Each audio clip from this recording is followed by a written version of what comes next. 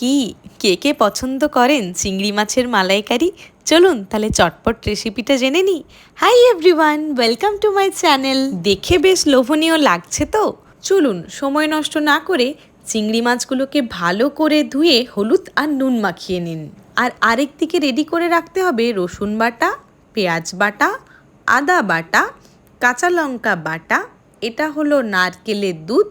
আর এই পেস্টটার মধ্যে কি কি আছে ভালো করে বলছি, মন দিয়ে শুনে নিন কিন্তু, কারণ এটাই আপনার তৈরি চিংড়ি মাছের মালাইকারিকে করে তুলবে একদম অতুলনীয়। এর মধ্যে আমি নিয়েছি হাফ চামচ সাদা সর্ষে, আপনারা কালো সর্ষেও নিতে পারেন, হাফ চামচ মৌরি, 5 থেকে 6টা গোটা কাজু, আর 5 থেকে 6 চামচ টক দই, আর অল্প জল দিয়ে মিক্সিতে ভালো করে একটা স্মুথ পেস্ট তৈরি করে নিন।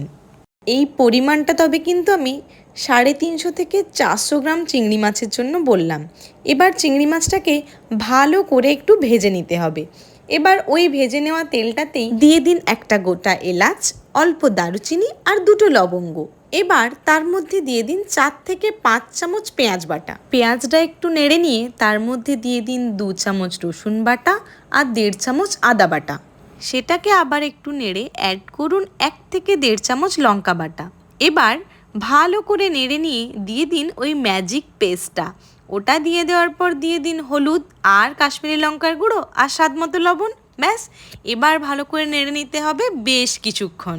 রান্না কিন্তু প্রায় 80% কমপ্লিট। এবার অ্যাড করুন নারকেলের দুধটা, তারপর একটু নেড়ে অ্যাড করুন একটুখানি গুঁড়ো দুধ গরম জলে মিশিয়ে। মালাইকারি একটু মিষ্টি ভাল লাগে, তাই অল্প চিনি ছড়িয়ে নেব। আর কি, এবার ভালো করে ফুট এসে গেলেই তাতে দিয়ে দেব ভেজে রাখা চিংড়ি মাছগুলো। এবার নেড়ে চেড়ে উল্টে পাল্টে ওপর থেকে ছড়িয়ে দেব সামান্য গরম মশলা গুঁড়ো আর গাওয়া ঘি। এটা আরেকবার ভালো করে পুরোটার সাথে মিশিয়ে নিন। রেডি চিংড়ি মাছের মালাইকারি। ব্যাস, এবার সার্ভ করব।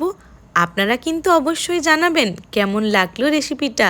আজ তাহলে আসি, দেখা হবে নেক্সট ব্লগে। Thank you.